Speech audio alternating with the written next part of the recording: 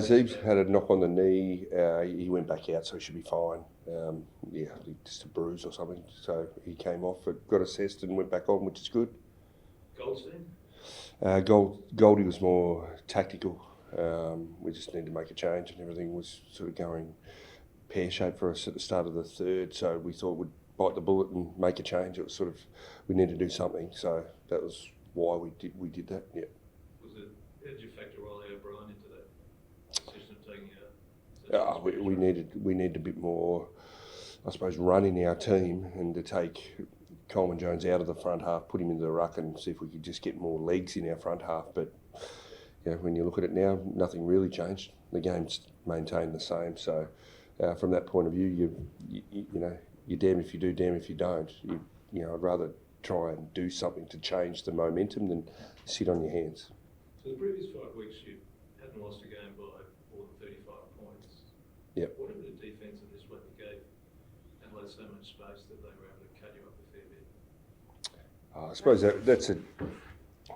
that's a disappointing part about it. Was to lose a game by 60 odd points, 70 points, rounded off.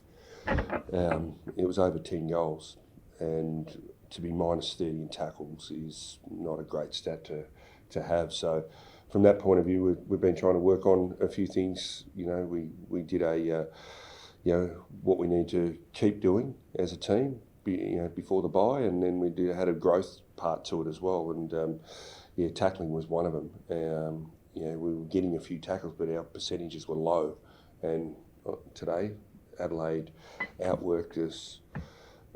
Contest work was very good, and then when we got the ball, they tackled us very well. So they did that really well. Their pressure factor was over 2 for the game. So credit to them.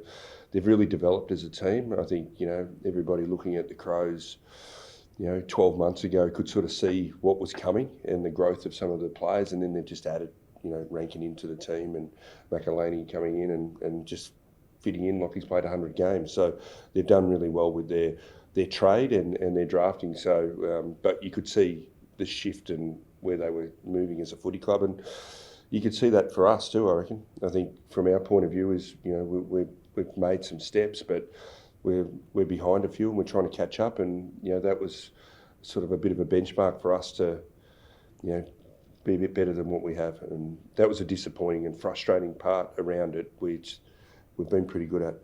So if there's a benchmark, what do you reckon you learned from it? What do you I think we all learned around the work rate. Their contest-to-contest running, their ability to win contests 1v1. At times they kicked the ball into their front 50 and just kicked the goal out of nothing. It wasn't system, it wasn't anything. They just made their own luck, and we didn't capitalise on that for ourselves. At half time we're +2 inside 50s, and we go down by nearly 20. So the ball just lived in their half, and they just did what they want, used the ball. So we've got a bit of work to do, and that's the bit that, whether they're old, young, doesn't matter. We've got to lift our performances to make sure that type of performance doesn't seep into our footy club. Because it was disappointing. It has been a really competitive 5 weeks leading up to that. I mean, is this a bit of a step back? I think when you're not quite to the level that you want to be, there's going to be a dip somewhere. And I suppose the frustrating bit is the bit to say, oh, you're competitive. Well, I'm sick of being competitive. I'm sick of being around the mark or getting close and all that. Competitive should be the norm, and that's what we're going to keep striving for. And we let ourselves down in the first half. Our organisation behind the ball with some stoppages really poor, and we gave up some cheap goals. And really, half time should have been a bit closer than what it was, but the second half was chalk and cheese. Yeah. What is it about the bye the teams struggle after the bye rather than look refreshed and revitalised? I'm not sure. I can't put my finger on it. You'd think there's. The bit is, I think the bye helps some individuals to freshen up, and I think other players like to get into a grind and just keep batting up each week. So I think it would help some and not help others. So what does that do for your team? Yeah, I'm not sure, but we knew it was a tough challenge here. Never won at Adelaide Oval. Adelaide in very good form, and you could say they could have beaten Collingwood at the G a week ago. So they're in good touch and in good form, and they're one of the better teams we've played this year. How does it look next week, Brett, with Clarko coming back? Do you know how to, I guess, define your roles and his roles, or will you just sort of let it grow? We've got to work through that. I think the club put something out around that. Elle will come back and be part of the footy program in some capacity, but I think the coaching part will stay with me for a little bit, and then there'll be a transition period. So that'll be after a couple of weeks. Let him get back in, meet everybody, do all that, but we're not putting on it's going to happen right here today, and we hand the keys over. It'll be a bit of a transition period, so we'll work through that.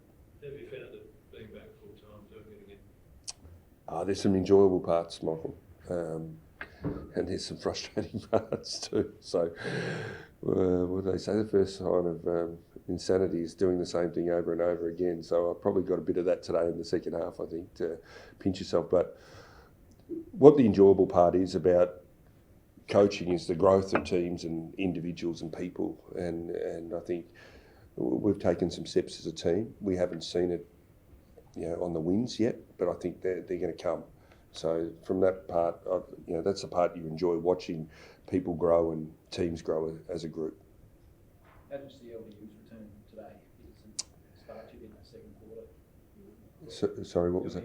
Yeah, I thought his performance was pretty solid. We knew he would run out of a bit of petrol, and he'll only be better for the outing. But he's a class player, and we probably missed him a little bit. But we're still trying to find the balance of how many types of players we need in the centre square and what do we need outside. So we're sort of working through that, which will, we want to keep playing George and Will Phillips and these blokes, but there is a tipping point of balance. So we like what the kids are doing. So we've got to back them in a bit.